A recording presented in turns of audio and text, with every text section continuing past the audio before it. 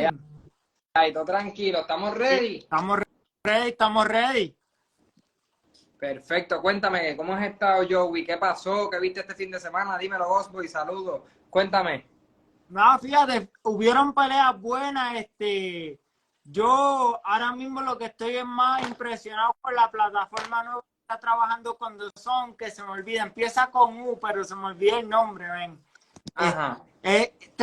Tremenda plataforma, y uno de los peleadores que me destacó mucho ahí fue el joven David López, que es el más joven que tiene Floyd, que se destacó muy bien, tiene muy buena defensa, se sabe mover, manejar muy bien.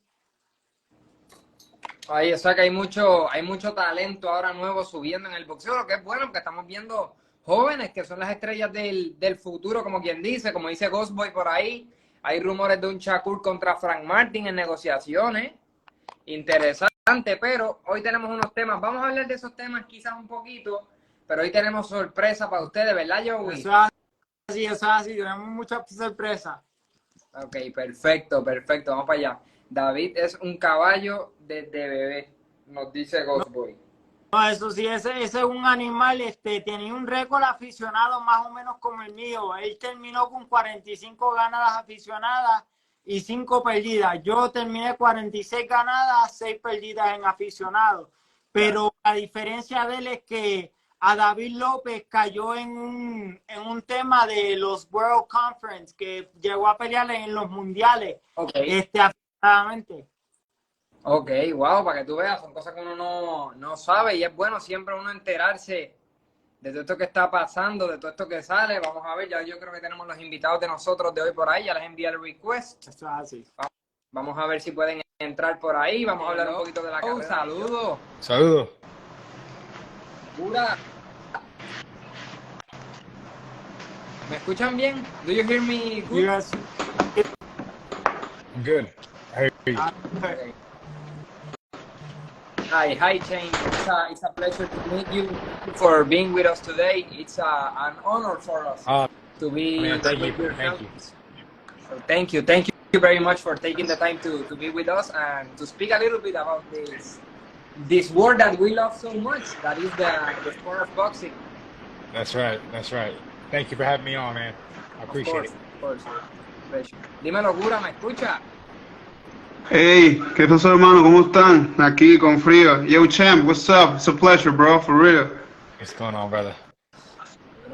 Duro. Joey, me gustaría que tú, como tú eres el que nos linkeaste con Shane, más o menos arranque, nos digas las temáticas que vamos a estar tocando hoy, y seguirlo por ahí, así en bilingüe, entre inglés y español.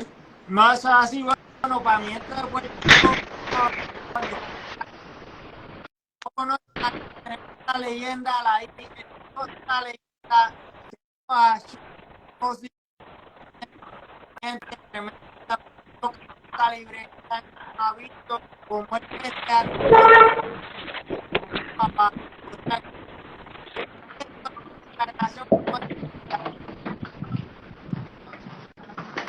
no se va a morir padre.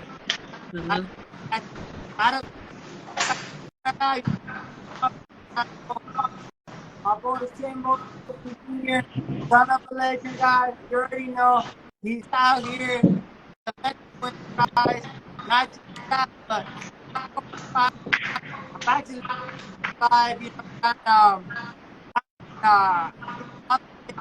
know, of Devin Haney when he's funding an artist, and I'm telling you, he moves just like his dad. So everybody that's tuning in, go ahead and give him a follow, guys. Of course. Well, Shane, like I said, it's a pleasure to have you here. And first of all, I would like to know, when can we see you back in the ring? Do you have any dates yet? Are you in negotiations? What can you tell us about your future? Yeah, man, we're in negotiations. Hopefully we get a fight, end of October, early November. So I'll be sure to let you guys know. I want to get closer and closer to that championship. If it's the idea that we're talking about, it'll be for the WBA Eliminator. Okay. or a WBA like minor title, and who has that is none other than Erislandy Lara. So. So I would love to fight Erislandy Lara. Erislandy Lara is supposed to fight Danny Garcia. So even that fight for me, I would love to fight the legend though. Like I mean, if I want to be a legend, I want to fight the legend. So I would love to fight Erislandy Lara. I think that's the best fight, and nobody calls that guy out because he's a legend, Of course. and he's great. He's like the boogeyman. But if I want to be a legend, you know, you got to go for the legend, Yeah. right? So that's what I want. Yeah, totally. Of course, vamos a traducir rápido esa respuesta antes de seguir con las preguntas. Le estábamos preguntando a Shane cuándo podría volver al ring, entonces nos estaba comentando que le gustaría volver entre octubre y noviembre, posiblemente una pelea eliminatoria por el título del WBA de la AMB, de la cual el campeón es Erislandy Lara, y dice que es una pelea que le gustaría mucho, que a pesar de que Erislandy Lara es un tipo válido por muchos, él reconoce que en esos retos es que está la oportunidad de ser grande y va tras eso. Zumben ustedes por ahí, ¿qué otra preguntita tienen ahí para Shane? Yo, I think it's very important to say that we need to give Shane props because, like he said, and we all know. I mean, Lara, it's a guy that nobody wants to fight, and people always tell them that Lara is boring and all this and all that, but at the end of the day, it's a big challenge. Lara is a big challenge, and he wants to step up in the ring with him. And man, I mean, bro, I mean that's great. I mean, Yeah. Thank you. I mean, a lot of people thought Lara beat Canelo, which I thought Lara beat Canelo. Yeah. You know? I mean, he's a great champion, probably one of the best ever from Cuba. So, you know what I mean? Like, but that's what you got to do. When you want to be that guy, you got to beat the guys. So, you know, that's the guy in my weight class, and I would love to fight him. And I can definitely tell you because I've been in Ismael Tales's gym. You know, I sparred Gamboa. I've sparred Ugas and a whole bunch like Francis Bartholomew. A lot of these Cuban champions that are coming up, you know, they're already established.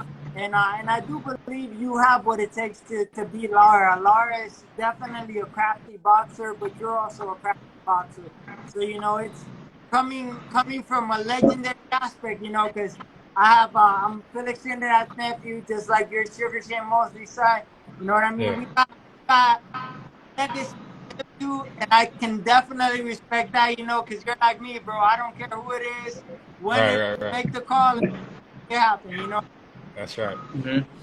No, definitivo, definitely. And also I would like to talk to you because, of course, you're the son of a legend, and that I think it takes its toll on you. I think. Do you feel like a pressure in your career just because you're the son of the legend Shane Mosley? Do you feel that still to this day?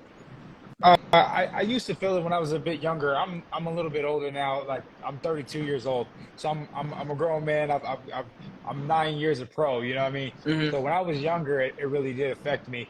But later on in my life, I definitely gained an appreciation for it and learned to like love it. And you know what I mean? And not to compare myself. That's not for me to do. That's what for me to do is to do my best and fight my hardest and get the most I can out of this opportunity. And then later on down the line, when it's all said and done, I can measure up, you know what I mean? We can, you know, say who was better or whatever the case is. But, you know, when I get to a world championship, my dad never had 4 losses before he got to a world championship. My plan is to become undisputed middleweight champion. My dad never became undisputed. Right, so you know, after I get a belt, I want to get all of them.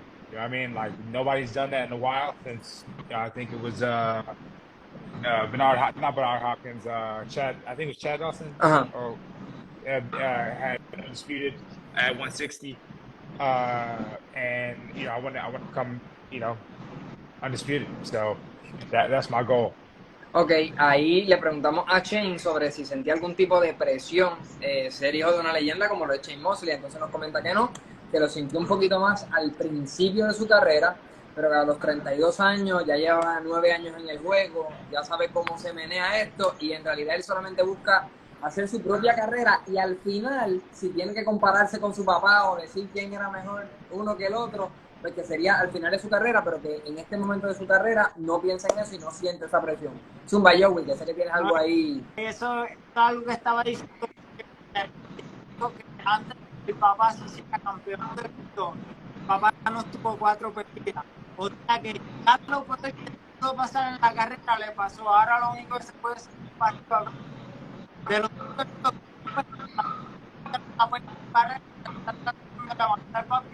me quedo porque la gente de Josué Vargas agarró mi top. Ok, ahora mismo el Pausa tampoco me contestó, Pedrazo tampoco. El único que puede decir que tiene los cojones para de verdad darme la cara fue Adorno, que me contestó un mensaje.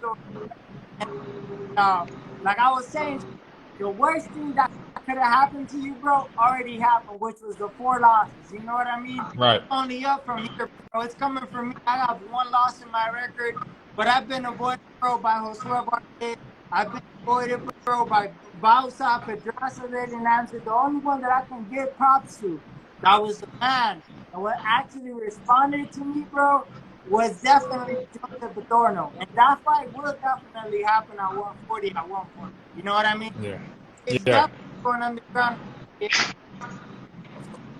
Of course, a Joey nos dice que él está retando a todos los 140 que están por ahí, pero que el único que le contestó el reto y que está puesto para la pelea es Adorno y que él sabe que es una pelea que va a venir pronto en el futuro. Gura, zumba.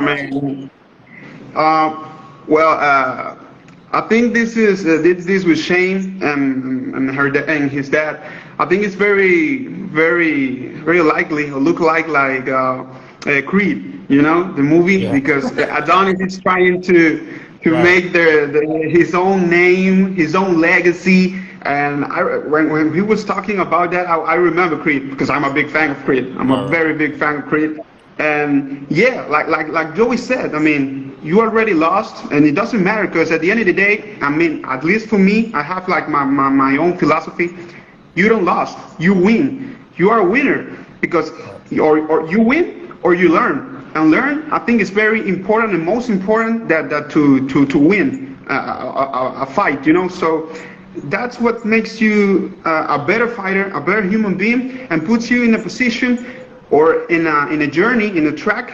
You know, I don't know how you guys wanna see it in that road to become a champion. And I think that's better. That's the best for you, bro. For real.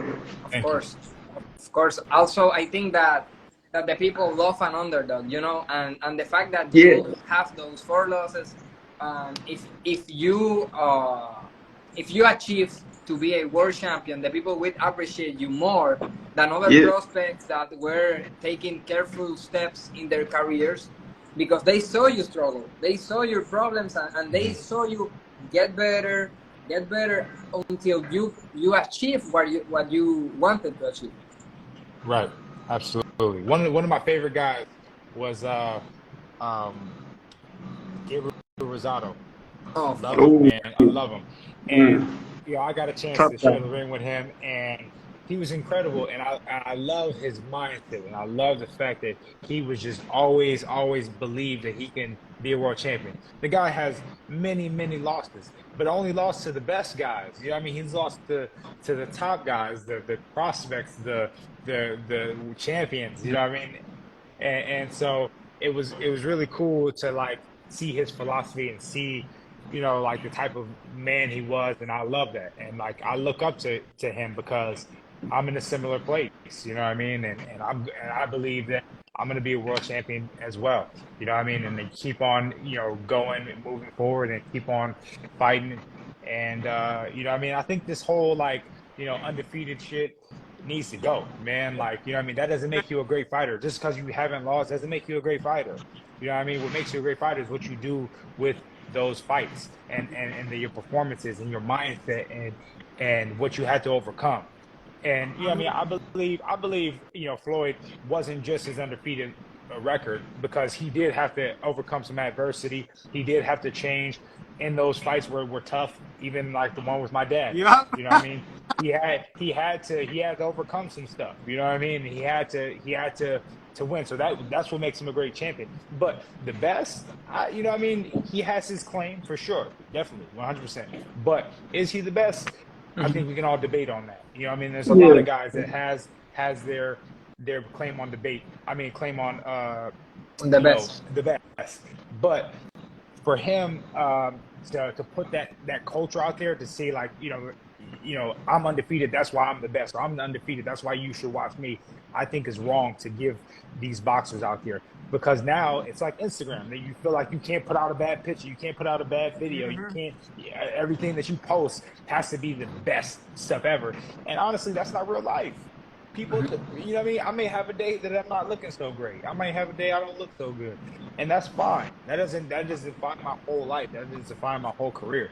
I just may have had a bad day. And so if you keep it that way, then yes, you deserve to be, looked at that way. But if you change it, if you're overcoming, if you're constantly getting better, it doesn't matter what age, what time, that's all that counts. Ahí Shane nos dice una realidad, que es que fue un gran boxeador, pero la realidad es que se creó esta cultura de que teníamos que estar invictos, de que el cero era lo más que importaba, y que incluso Floyd con su cero, con su invicto, pasó problemas, y que la realidad es que esa cultura de estar invicto se tiene que ir, además de que es algo que eso ayuda a que los mejores enfrenten a los mejores, porque si no hay miedo, ese miedo de terror, de perder el invicto, los mejores pueden enfrentar a los mejores y podemos ver los mejores combates, definitivamente. Es un bayo. And that's one of the things you said, Shane. And that's why I respect what your dad's doing. Your dad's working with Logan and Jake Paul, because they're trying to switch the culture, and that's what they're trying to do.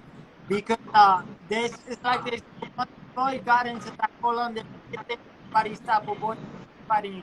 Man, let's talk about Pacquiao. Pacquiao early year, 7-5 lost. Bernard Hopkins lost his first fight as a professional, but we're talking about legends here. Right. We're talking about fighters. Marquez. Also Marquez.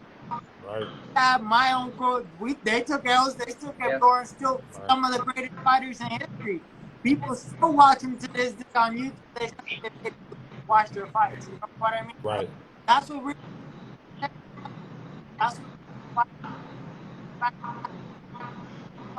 before it was more about the title and being the world champion.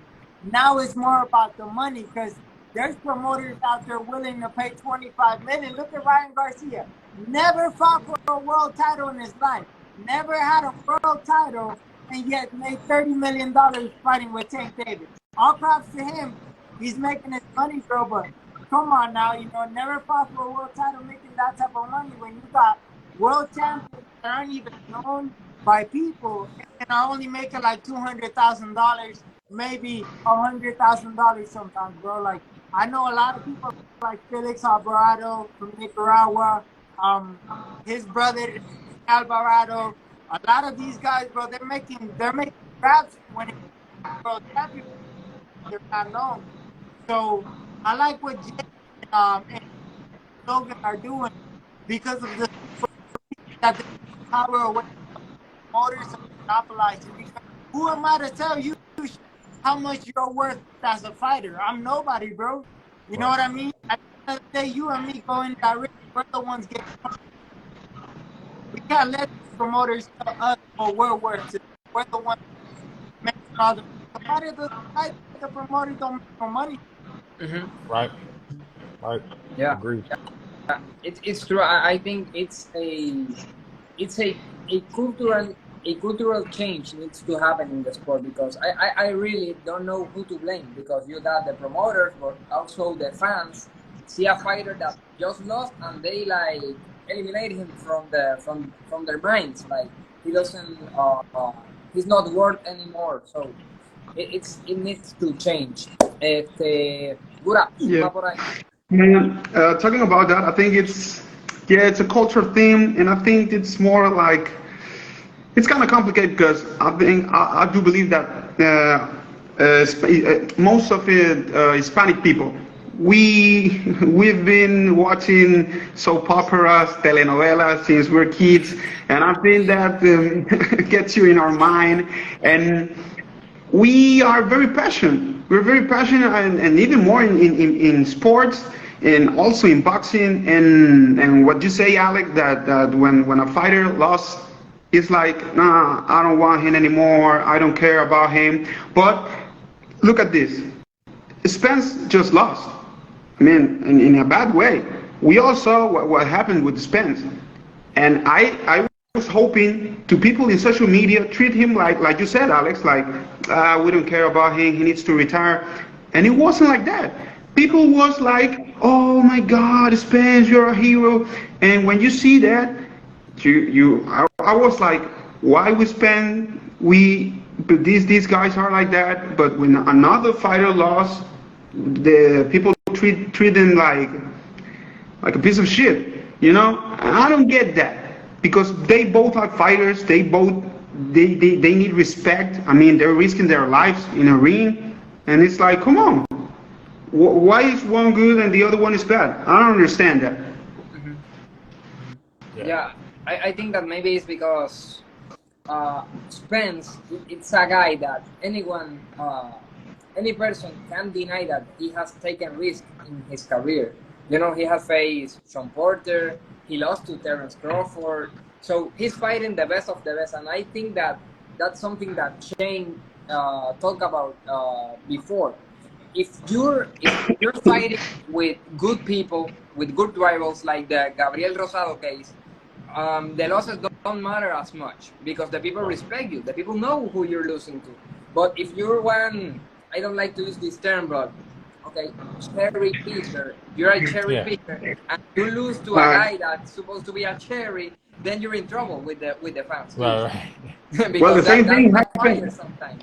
The same happened with Danny Garcia. Everybody calls Danny Garcia, I think, till this day, she's a cherry picker. Mm-hmm. And I don't know. In my opinion, Danny has fought very good, decent people. I don't know. In my opinion. Yeah, me too. I think he's fought good people, but maybe, you know, they feel like he should have fought more of the champions, kind of like how Earl Spence has fought all the champions, and, you know, stuff like that. So, but I don't know. I don't think so. Ahí más o menos para hacer un pequeño resumen. Hablamos mucho, pero un pequeño resumen. Estamos hablando de lo que son las derrotas en el boxeo y de lo importante que es enfrentar buena oposición. Porque si tú caes derrotado ante buena oposición, como fue el caso de Errol Spence contra Terence Crawford, la gente, a pesar de que tú pierdes, te respeta más y te ayuda. Son incluso derrotas que aumentan tu valor a los ojos del público. Shane, I wanted to ask you, your father practiced this sport for his whole life, and he knows how this moves. When you talk to him about you becoming a pro fighter, what was his perception of this, his opinion? How did he take it? Well, he let me know first. He said, listen, if you're going to do this, you got to take it seriously, because we don't play boxing because you can die. Like, literally, that was the first conversation we had. Like, listen, you can die.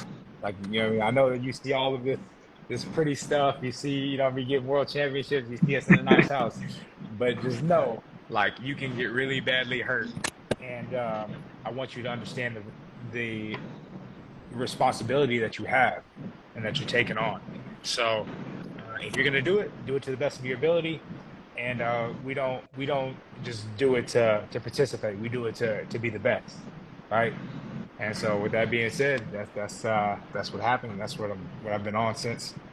Did he ever like told you, like, you know, you're my son, you better represent in that ring. You can do, you have to do good in the ring. Did he ever told you something like that?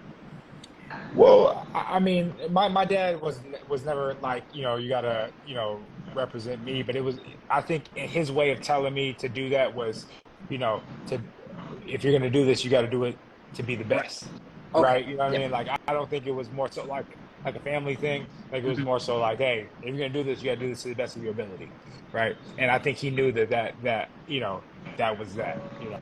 No, I definitely understand that. That's what my uncle told me, is like life. I'm playing with you. Right. It's either you make a career, you're gonna have to do the whole thing with people for a long time. That's when he got on me. He really like a lot of him, you know, and it's sad, you know, my mis condolencias para la familia de Richard siempre, you know, my condolences to the family. But it's all love, man. We know what we sign up for when we get in this sport, we get in the ring. You know, last time I talked to your dad, Shane, was in 2017 at the WBC amateur tournament when I won the WBC tournament. And he told me something interesting that I never knew that my uncle never told me actually, was that your dad and him were negotiating with Don King trying to make a fight happen when he was moving up in super middleweight.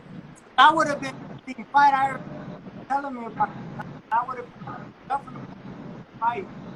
Got two other fighters, man, nothing but love, bro, because I'm going to be honest, your dad reminds me a lot of Pernell Whitaker. The way he boxes, the way he moves, man. You remind me a lot of Pernell Whitaker. And I love the way your dad fought, man. But my uncle has more like of Alexis or Wayo type of style, like come forward, let's brawl. You know what I mean? So, man, that left hook was a man. He was gonna rip your neck off with that thing. Boy. He was trying to take your neck off with that thing. Yeah. That thing, he was on that back toe and just about to slap that. like a track. Man, he probably had the best left hook in boxing. Yeah. I mean, there's not too many people that had a better left hook than him, man. It was his signature. Oh, of course. Yeah. So your dad left Fernando Vargas a lot worse than my uncle did. I'll tell you that much. Yeah. Yeah. Hey, man, I would have loved to see the fight. My dad told me about that. He said actually what happened was because Winky Wright fought my dad and they fought for the second time. If my dad would have won that fight, he actually would have fought your uncle. Okay. So because right after that fight, Winky Wright fought your uncle. Yeah. Mm-hmm. So if my dad would have won that fight, he would have fought your uncle. But truth be told, my dad didn't even have to fight Winky Wright. He didn't. My dad was just impatient and didn't want to wait for your uncle. So he was like, all right, I'll take a fight. In the meantime, I'll fight Winky Wright. He can't beat me, blah, blah, blah, right? And then ends up fighting, Winky Wright and loses. And then so he has to wait and fight there. And then, obviously the winner was going to fight, your uncle. But, it is what it is. It didn't turn out that way, But I wish you would have just waited and fought your uncle. It'd been a better, in my opinion, it would have been a better fight. Been a fight to this day, it would have been talked about, bro. Yeah, man, that to me was one that my dad left on the table that he should have fought. There's a couple of them that I wish he would have fought. I wish he would have fought Kasazu as well. Kasazu is another one I wish he would have fought. That would have been a great one at 140. And then Zab Judah would have been another great one. But my dad, you can't complain. He fought everybody and their mama. So yeah. I love the training camp you have around you, bro. Like I know Bones for a fact, bro. Bones, I call him Mr. Clean. He's funny, bro. I love Bones, bro, but he's definitely a tough trainer. Not a bad technical trainer, but he's more of a physical. Right.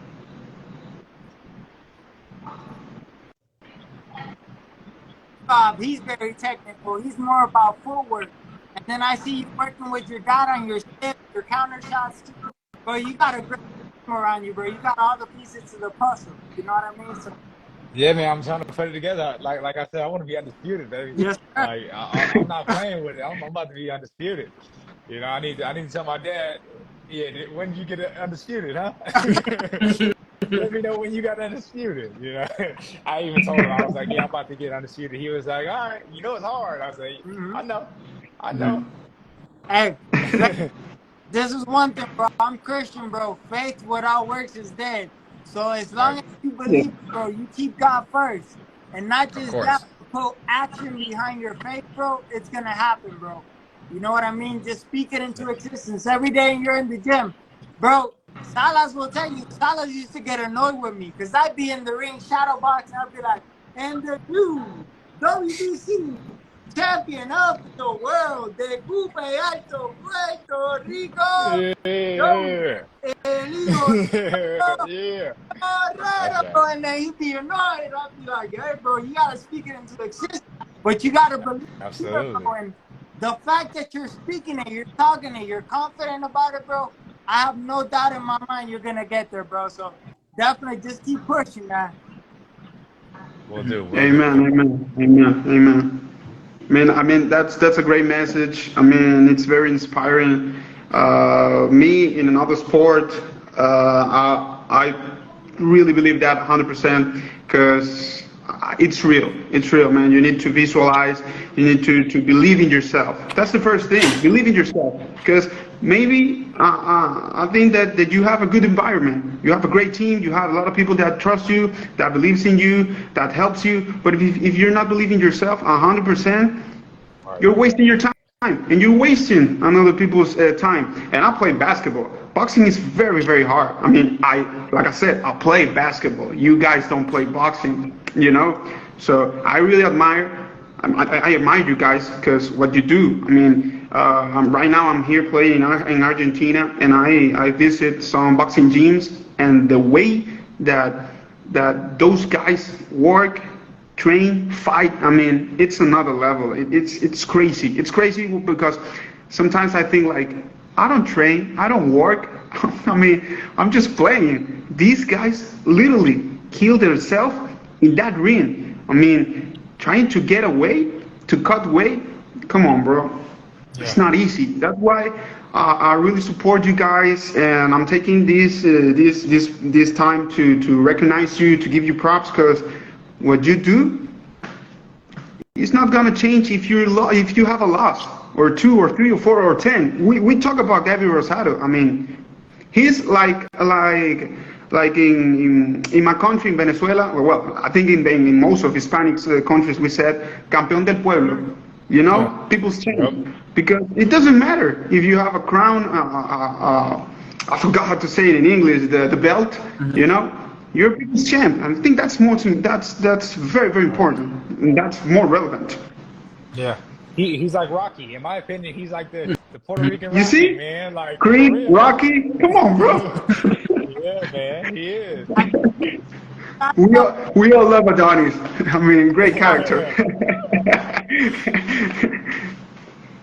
It was funny, actually, because when I fought Gabe Rosado, Stitch Duran, you know, the cut man Stitch Duran was in my corner, and it was so funny because Stitch was in Adonis's corner, like for the Creed fight when he fought Gabe Rosado in the movie. So he was Leo Esperino. Yeah, so it's funny. So he was like, this is my second I'm a big fan, bro. Yeah, he said this is the second win against him. So like he was like, you're the real life Creed, and I played you know, the cut man in the movie. He said, so I got 2 wins on him now. I was like, yeah. Hey, we got a message down here. Let's see it. It's been in the comments. It says, Joey, we're gonna make a fight happen with you and my fighter Josue Vargas in November. Hey, bro, bring it on, man. Let's get it. Bring it on. I was ready for that, man. Yes, sir. That's a good fight. That's a good fight. That's a great yes, fight. Sir, yes, sir. Una buena pelea, Joey, de verdad. Yeah. And then you can get Adorno. And then you can go and get Adorno. Sure, yes. Now we definitely moving forward, bro. We doing the right things, you know what I mean? So of course. I just got excited right now. You have no idea. I noticed in your eyes the fire. Shane, both of you guys are Puerto Rican, right? I'm Puerto Rican. No. Josue is Puerto Rican, right? Yeah, Josue's Puerto Rican. Yeah. So it'll be a Puerto Rican battle, yeah. Man. You gotta have that in Puerto Rico. Yeah, right. Yeah. That's a Puerto Rican tournament that they're going to do at 140. Yeah. Oh yeah. You can sell out the Choliseo. What were you gonna say? One of you guys was gonna ask. Oh yeah, I have a question. I have a question for you because now we're talking about names. Do you have a special name or a special fight that you want to have in a couple of years or maybe next year? A special guy, a special name, a fight. I don't know. I mean, I think for me, the name that stands out is Lara. He's the legend in my weight division, right? Like like out of all the champions right now, he's the only one we can call like a legend, right? You know, obviously there's Charlo, there's Caballo. I can't think of his name right now, his Adames. actual name, but I know. Yeah, yeah, Adames. We got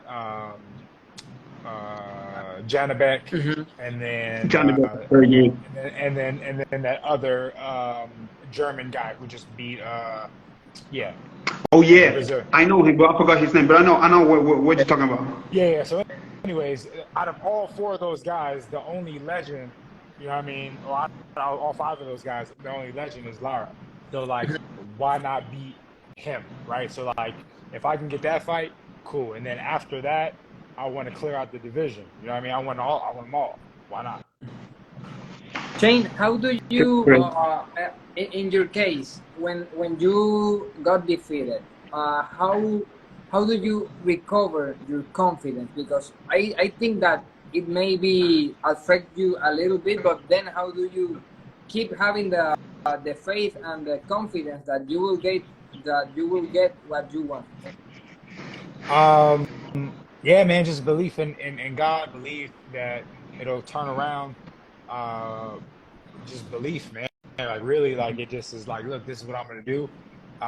Like my dad used to always tell me, like, there's no plan B, man. Like this it's just this way. You know what I mean? Like if you only believe, like look, like that's the only way out right there. You know what I mean?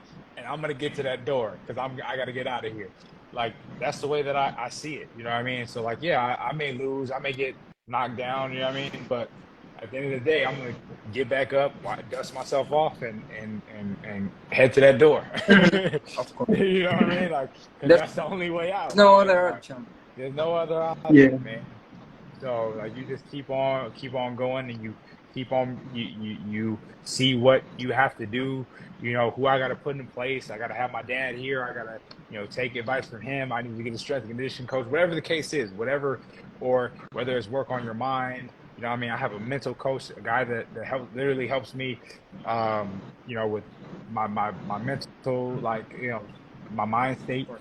I got a whole bunch of people behind me, just to help get me to that point. You know what I mean? I believe in God, go to church, you know what I mean? Like, I like everything, man. So it's like, I have a whole team behind me that nobody else sees. And, you get that, and you keep on gathering yourself as a man, and you keep on growing and get closer to that door, and then eventually get out that door, and then, make something of it. No, man, I definitely, that's one thing I know about you, and I know Mike. I was actually, Mike Lenardi, I was actually going to work with Mike. They were interested in working with me when I was in Vegas. Things didn't work out, but at the end of the day, bro, you definitely got a great team. Mike and them, they're really good people, bro. And they're looking for the best interest in you, and I believe that too, especially with your dad, bro. You know what I mean? You have the privilege of being trained by your dad. I wish I wish I lived in Puerto Rico and I was able to be trained by my uncle. I had to move when I was 15, but it's part of the sport, bro. I'm still making it happen. I can't pick up on the street. But the fact that you got that much game with you and that much knowledge that they're giving you, bro, it's all proud, bro, because if your dad was great, you're going to be even greater. Oh, yeah. I believe it. Yeah, that's right. And you mentioned something very important. That's mental health, especially in boxing, because nowadays, maybe I'm wrong, I don't know, but I think that nowadays to fighters, it's very complicated to give away a loss. I mean, to move forward from a loss. Maybe these fighters can get into depression or something like that, and to have a mindset like, okay, this is part of the game, it's part of the business. I mean, this is not the end of my career. I can move forward. I can even get better. I mean, that's very, very important to know. And then that a boxer, a fighter like you said that very calm, very normal. Like it's okay, I lost, but I'm still on the road to my dreams. I want to be a world champion and undisputed. It's like it's a message to those behind you. Like, come on, guys, it's not the end of the world. Just keep working. Have a good team and someone, especially someone that with you can talk. You know, with you can talk, with you can have that confidence and talk about anything that most of the times you won't talk to anyone. You know, it's very important mental health, especially in boxing, I think. Absolutely, absolutely. I think a good philosophy to have is a very stoic philosophy when it comes to results, right? Because when it comes to results in any shape or form, there's no situation that's good or bad, right? Like if I lose, it's not good or bad. If I win, it's not good or bad. It's what am I trying to get to? Like, what is my goal? Like, what am I trying to achieve overall? How am I trying to make myself better? And am I going towards that goal all the time? Because I can win a game or win a fight, and that doesn't mean the next fight that means anything. Because if I don't do anything to improve myself, and if I don't do anything to better my mindset, if I don't do anything to better myself, then that win was nothing. That win means nothing. But if I take that win and I go, you know what? I didn't like the way I looked right here. Yes, I won, but I didn't like that, right? I'm gonna move forward. And the thing with losses that make that better is because it really makes you look at what went wrong, right? Yeah. But you should be doing that no matter. You should be doing like looking and analyzing yourself and watching film and analyzing how you can make yourself better all of the time. There should never be a point that you're not looking at yourself and going, hey, how can I better myself? How can I make this improve or make some changes in my mind or changes in my camp, changes in my environment, changes in how can I be a better man? How can I be a better person? All these things, because all these things count. Everything that you do as a man, you take inside the ring, or everything you do as a person, you take inside the ring, right? So with that being said, I think you really, really should be looking at these situations as not good or bad. You should be looking at these things as holistic. What am I trying to do? What am I trying to achieve? And how do I get closer to that every single time? And you'll eliminate this feeling of judgment, because when we go, this was good, this was bad, you then have judgment on everything. But if you just look, that's my goal, I'm trying to get there, what do I got to do to get there? You eliminate all those things. And of course, that's a very, very, very hard thing to do, to be like, man, taking these bad days and going, yeah, it don't matter. What am I trying to get to? You know what I mean? That's a very, very hard thing to do, right? It's like, dang, man, like I put this thing up and I thought it was gonna be great, and like I only got like 5 likes. It's like, shoot. You know what I mean? But hey, it don't really matter. You know what I mean? Because what am I trying to do? What am I trying to relate to the world? Right? Hey, this is what I'm trying to relate. And the next one, hopefully they come around and we'll get it. You know what I mean? But at the end of the day, that's how you gotta look at things, and I feel like that will help you. Oh, no. Se cayó el pod. Para ir recapitulando un poquito de lo que nos ha dicho Shane. Shane nos está hablando de algo bien interesante, que nos dice que hay que tener una mirada estoica en muchos de los resultados de nuestra vida. No podemos juzgar las cosas, sino que simplemente hacer lo que tenemos que hacer, y si nos sale bien, perfecto, si nos sale mal, perfecto también, pero siempre ir evaluando, tengamos victorias o derrotas, ir evaluándonos y seguir mejorando continuamente sin juzgar los resultados, sino simplemente aprender y seguir mirando la meta. ¿Qué más tiene por ahí, señor Joey? No, man. Pues sí, vamos a hablar un poquito de aquí de las cosas que you know, something that you said, Shane, and it reminded me of what Andre Ward says.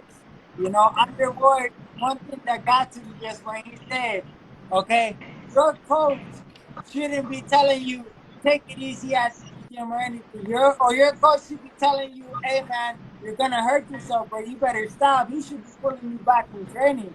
he shouldn't be like, hey, bro, you don't need to be on telling you, hey, bro, you need to work harder, bro. Hey, you need to run. But one thing that you said, bro, a lot of us fighters, because I went through the same thing not too long ago when I lost my last fight, bro. It's you don't learn from those losses until you lose. That's when you realize, you know what? I got to fix something. I got to change everything that I did wrong.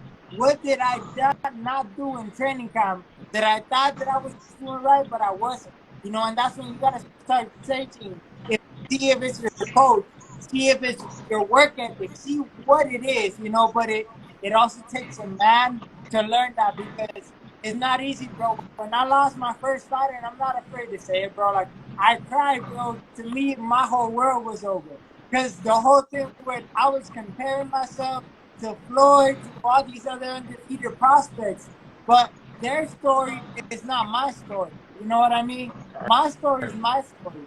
And I believe, bro, I'm just like you with your dad. I'm like that with my uncle. My uncle was 3-time world champion in Puerto Rico, 3 different divisions. Cool. I want to be 4 division champion. I want to be better than Miguel Cotto, who achieved that. You know what I mean? But you got to set your goals up high in order to reach that, bro. And a lot of people won't reach that because they're afraid to set the goals that high because they feel like if they don't get to that goal, that they failed everybody. And that's why you don't set goals.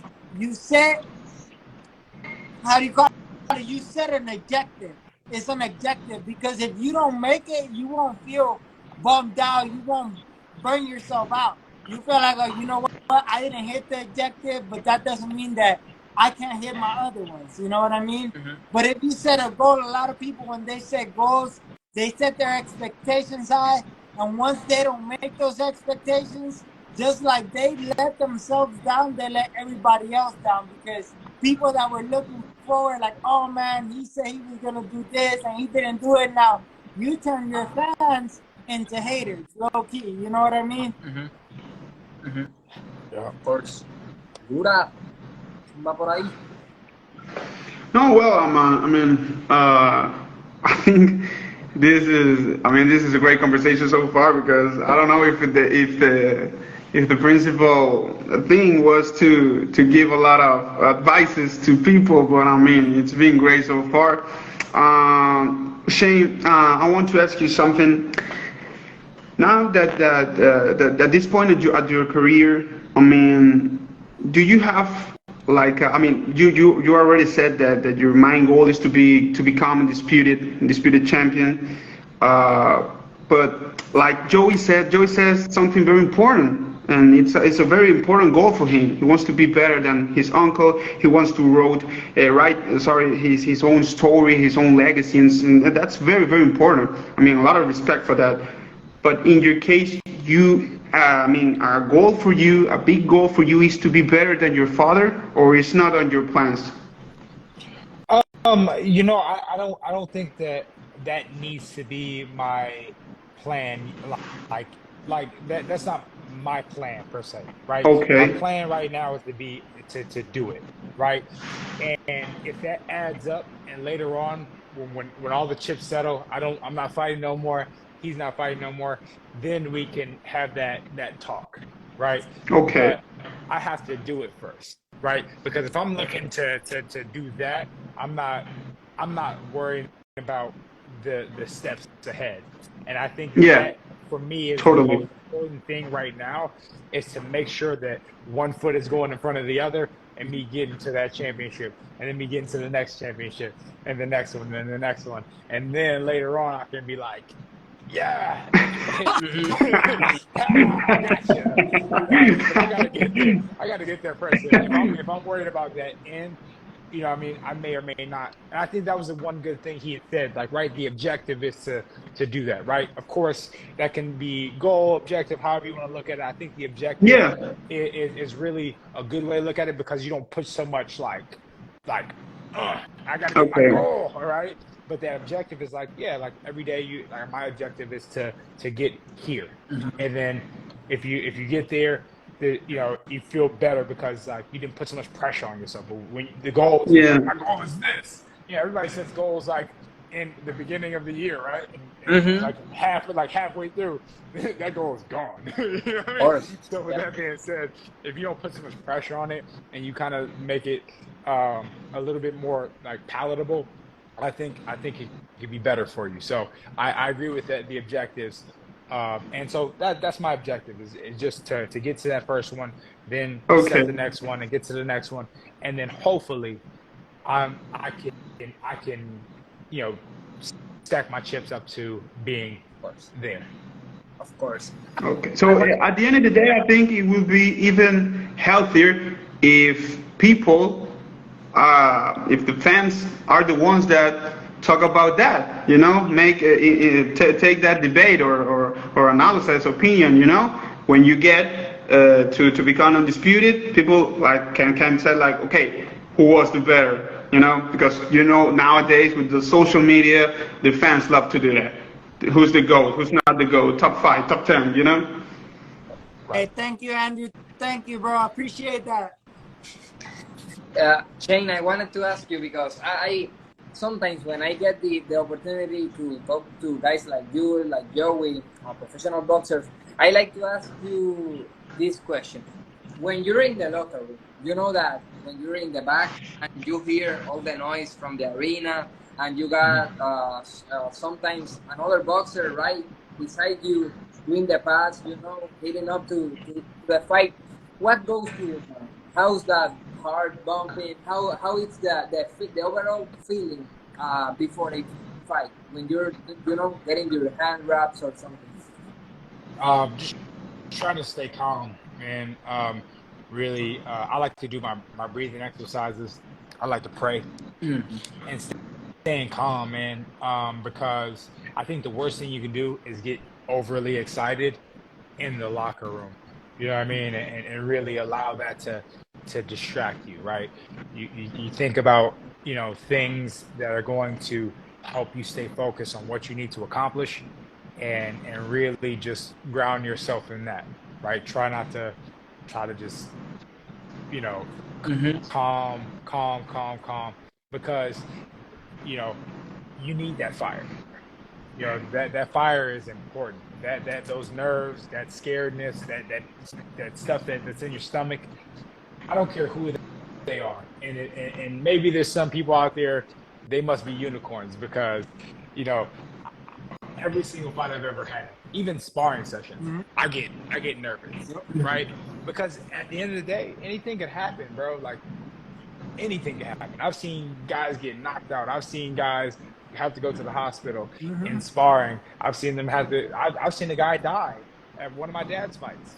Like, you know what I mean? Like, one of the guys on his undercard actually died. You know what I mean? Like, this is an unforgiving sport, man. Like, anything could happen, and you could literally lose your life. So you most definitely better be nervous. Bro, you most definitely better be gladiators, bro. That's it. We're modern day. Yeah. That's all that. So I have every right to be nervous. I have every right to be scared, right?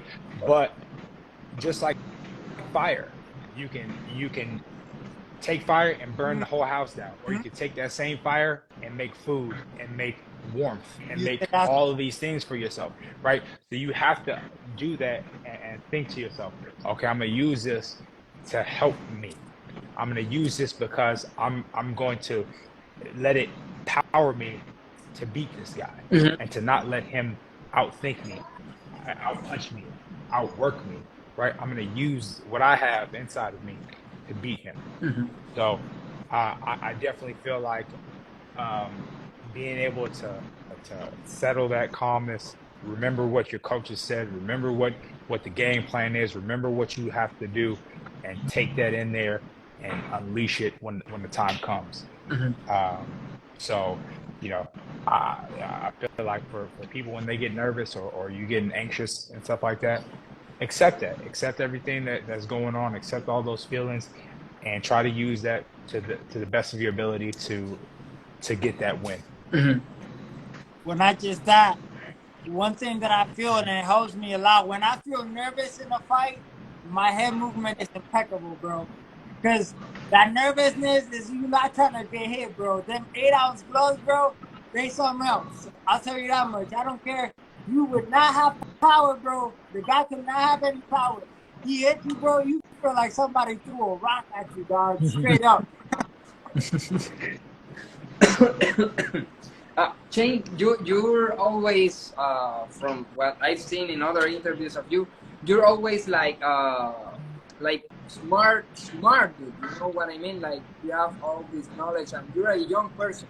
How do you collect all these teachings, if that's a word, if all these things? How do you acquire that and apply them in your life, in your career, and overall in your whole life? I just try to learn from everybody, learn from every interaction that I have. And even if that interaction means to not talk to that person no more, right? You just learn from everybody and you continue to grow, continue to make yourself better. And, I like to think that I use them. So I try to make sure that I'm learning from everybody and every experience, because the better I become, the better fighter will be, the better man I'll be. And it just continues to help grow myself. So, I gotta take that into consideration. That's Yo, I was gonna invite you. Actually, we put I'm in the same influencer group as your dad, and I'm doing another influencer group. It's called my boxing influencer group. Basically, bro, to push out content. Same thing that they do, bro. Whenever you post something, we all go comment, we all go like. I want to invite you, bro, definitely to come into the group, bro. Definitely is gonna help us, put ourselves out there, because one thing that I like about Jake Paul and Logan Paul, they're not fighters. Not fighters at all, but what did they do? They use your social media influence as leverage. And now, bro, they're the head of a promotional company. Who else has ever done that? You know what I mean? Yep, 100%. Sí. Gura, no sé si tienes algo más por ahí. Yeah, I think I have a question, because like you see, Shane, we all from Puerto Rico. Well, I'm not from Puerto Rico, but I'm a Boricua from my heart. I'm a Boricua from from the bottom of my heart. I'm a Boricua from the bottom of my heart. Would you like to fight in Puerto Rico? Of course, I would love to. That'd be incredible, bro. I would love to. It will be great, to be honest with you. I mean, I think it would be great. The environment. I talked to Alex someday about that. I never visit Puerto Rico. I never been there, but I think Puerto Rico is kind of magic. And in boxing, sports, especially boxing, I think it's awesome. And to see a person like you, a fighter like you, boxing over there, I mean, it will be great. It will be great. I can imagine the environment. Of course. Yeah. We have boxing in our blood, We love boxing and we love our all boxers. We really just love the sport as a whole. So I will be glad that you had that opportunity someday near in the future to fight here. I want to ask you guys, top 5 Puerto Rican boxers of all time. Top 5. Me gusta. ¿Quién empieza? Tú empiezas, Joey. Papi, Tito Miguel Cotto, Wilfredo Benítez, Wilfredo Gómez, Iván Calderón. Diantre, ok. Yo creo que Tito, Miguel Cotto, Wilfredo Gómez, Benítez, and the last one, I want to go with one different from Joey. Let me think a moment. I don't know. I think maybe Ivan's great. Ivan's a great fighter, but to pick another one, I can tell you, I don't know. I like from this era. This one, I will choose him because to me, he was a warrior in modern day. So I like the Macho Camacho is good. I saw in the comments, but in this era, I like the fights of Juanma Lopez. I love his fights. Either win, lose, anything that he fights where it works. So I would like to mention him. Great. I mean, in my opinion, Tito, number one, Cotto, Gomez, Benitez, I think. And number 5, I have to go with my boy, Joey. I said it, Joey. Ahí está. Duro. Brutal. ¿Qué más tienen por ahí, Joey? I would say the same. No offense, Joey. I would probably have to go with Juanma. Yeah. Juanma. Yeah, Juanma. I like Juanma. So for number 5. I like my name being up there, you know what I mean? But I still haven't accomplished great. I got the heart, bro. I'm happy to leave. We said at the heart of feels the weekend. Great. Well, I don't know if you has Gura. I gotta get going, fellas. Yeah. I gotta get going, but I really appreciate this. This was great. We gotta do it again. No, for sure. Thank you so much, Sam. Thank you so much. Thanks. It was a pleasure. Yeah, man. Peace. Bueno, gente, ahí lo tuvieron. Sugar, Shane Mosley Jr. Joey, de verdad que 1.000.000 de gracias por hacernos esa conexión allá, Gura. Nos trajeron invitados de lujo hoy. No, hermano. Yo no sé ni qué decir, porque cada vez que hacemos uno, bien, o sea, vamos como que en ascenso. Vamos escalando niveles. Qué duro. El próximo se parece Cotto, de repente. Y un coño. Yo no sé Cotto. Yo no lo vería mucho en Instagram, no tendría mucha fe, pero uno nunca sabe. No, uno nunca sabe. Así ha pasado desde que empezamos. Por eso te digo, a lo mejor el próximo parece Cotto, que ese sí va a estar difícil que responda. Sí. Ese sí va a estar difícil que, coño, hay que trabajar. Mira lo que he hecho hasta ahora con los posts. Con los posts que yo les di a ustedes, vamos a llamar a ciertas personas, vamos a ver si responden. Han respondido, vaya. Recuérdate que el poder del social media es ilimitado ahora mismo. So, de que se puede hacer, nada más hay que tener fe y... Así es. Quiero traer la Flair, a ver si puedo venir. Voy a empezar a hablar con pares de amigos míos, incluso con Gura y con Rancel también, que son amigos míos que no afuera, ¿me entiendes? A los 3 con el podcast me sería muy bueno porque también podemos incluir lo que dicen que es la cultura cubana del boxeo y podemos debatir lo que es el boxeo puertorriqueño con el boxeo cubano, ¿me entiendes? Porque eso dicen que hay un dicho que se dice en Puerto Rico, se dice en Cuba, que dicen que el puertorriqueño y el cubano son 2 alas de un ángel. Cierto. Sí. Y también el boxeo, porque son el boxeo, pero son los mejores boxeadores técnicos cubanos. Definitivo. Sí, así es. Definitivo. Bueno, antes de irnos, porque vi que lo pusieron mucho en los comentarios, yo vi esto desde temprano hoy. Una bomba, hermano, eso es una bomba. Yo vi esto desde temprano hoy en Twitter y yo, eso fue... Mira, se me cae. Yo tengo el corazón roto. Yo estaba aquí, estábamos hablando y a mí se me rompió el corazón. Para que no digan que no lo mencionamos, lo voy a mencionar, Gura. Tú sabes de esto de noticias, de reportajes y cosas serias. Yo lo voy a reportar como rumor. ¿Está bien? Yo creo que es lo mejor. Hay un rumor porque no tengo ningún tipo de evidencia. Estos son rumores que yo vi y ahora la gente aquí en los comentarios se dice que aparentemente Alicia Warner dio positivo a sustancias prohibidas. Aparente y alegadamente, no por mí, sino por los de Twitter, por los reporteros de Twitter que están activos siempre. Esperemos que no sea verdad. Coño, por favor, Dios mío. Si es positivo, se nos cae un pilar ahí. Se nos cae un ídolo, una futura novia, no, se nos cae todo. No, y esta muchacha Y Micaela Meyer se va a dejar sentir.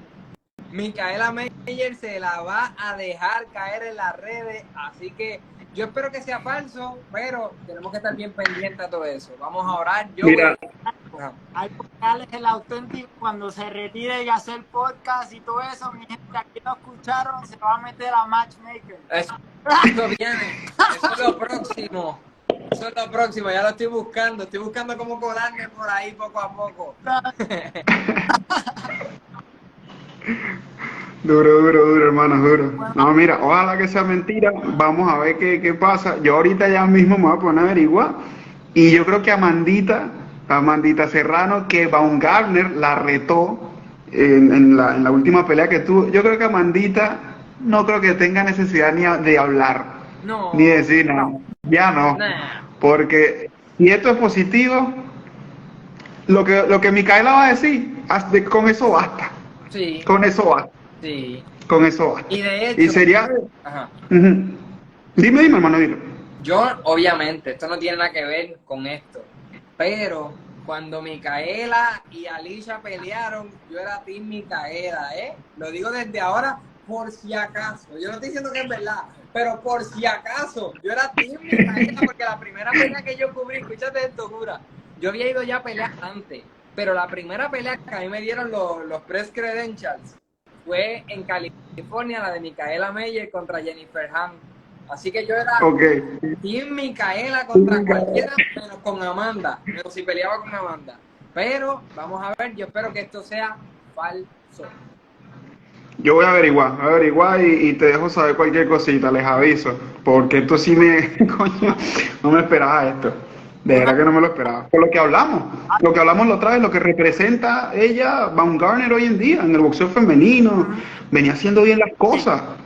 O sea, no te voy a decir que estaba abriendo nuevos mercados, pero estaba haciendo notar el boxeo dentro y fuera del ring, el femenino, pues me refiero. Y que pase esto, hermano, de comprobarse que es cierto, que es positivo, es un retroceso. O sea, y me disculpan la expresión, pero te cagas de una manera en el trabajo que viene haciendo Amanda, Katy Taylor, Cameron, McCaskill, Meyer también. O sea, te cagas. Porque ¿qué va a decir el fanático que no es racional? No sirve el boxeo femenino, ¿para qué voy a ver eso? Tacho. Es como quien dice lo que hizo Margarito a Cotto.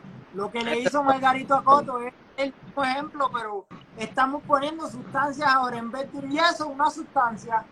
¿Me entiendes? Y algo, llegando a este punto, fue algo que me gustó que hizo Mike Tyson en un podcast. Él dijo, los peleadores que se meten esteroides para pelear, uno está poniendo, como dijo Shane Mosley, está poniendo su vida. O sea que si uno da positivo a test de droga después de una pelea o en preparación, brother, te tienen que poner attempted murder, porque estás atentando contra la vida de una persona, ¿me entiendes? Porque tú no sabes si esta persona tiene la familia, va a estar bien, brother. No todo fue con las vidas de las personas, ¿me entiendes? Yo como peleador no le tengo miedo a nadie, pero si no me entero que peleando con alguien y la persona ganando más mi droga, eso conmigo no se va a sentir bien. ¿Me entiendes? Claro. Como peleador con el público. Y no, como de hecho, brother, eso es algo que me dieron ahora mismo que me asombró, me quedo yo stupefied, bro, porque no sabía eso. Eso no se esperaba, de verdad, eso es una noticia bien devastadora porque no había ni rumores, digo, por lo menos de afuera yo nunca vi nada que indicara que ese era el caso. So, sería bien. No, igual yo no vi nada, o sea, vi una noticia, vi un tweet esta mañana, valga la redundancia, en Twitter, pero no le tomé mayor atención. O sea, para mí fue como cualquier cosa, pero si se comprueba, como te dije, o sea, te cagaste en el trabajo arduo que vienen haciendo las otras chicas para tener notoriedad. O sea, te cagas, fíjate esta contraparte, la revancha de Amanda, que ganó contra Heather Hardy, el discurso que dio en el pospelea en el ring con Hardy, las dos llorando de emoción. O sea, todo eso tan bonito, que eso le llega al fanático y el fanático dice, coño, mira este boxeo femenino también, hay que apoyarlo, hay que verlo. Entonces viene esta pana, suponiendo que sea verdad, te cagaste en todo eso. Porque no todo el mundo va a tener, y lo digo de la manera bien humilde, no todo el mundo tiene la capacidad de raciocinio en el boxeo como nosotros tres, de como que, bueno, sí, pero eso fue ella. No quiere decir que el resto sea así. Entonces, Uno, alguien que yo admiraba, brother, que yo hacía mucho sparring con él, que a mí mucha gente no lo sabe. Yo cuando estaba ayudando a Linares lo ayudó para 3 campamentos de pelea, a Jorge Linares. Lo ayudé para uno de los campamentos que hizo cuando se estaba preparando con Loma. Lo ayudé para el campamento cuando subió a 140 a pelear con Cano. Cano, con César Cano. Y después, anteriormente, lo ayudé para Luke Campbell. En los 3 campamentos hizo bien. En el último que hice con él, con César Cano, me querían filmar Seiken con la compañía que estaban allá en Japón. Como yo hablo japonés también, querían que yo filmara con ellos y me querían llevar para allá. Entonces, en ese tiempo yo decidí no porque mi mujer estaba embarazada, pero yo le mandé un mensaje de él, bro, vamos a trabajar juntos, me ha dicho que no, pero un quote que siempre me llega al corazón cuando yo pienso en él, bro.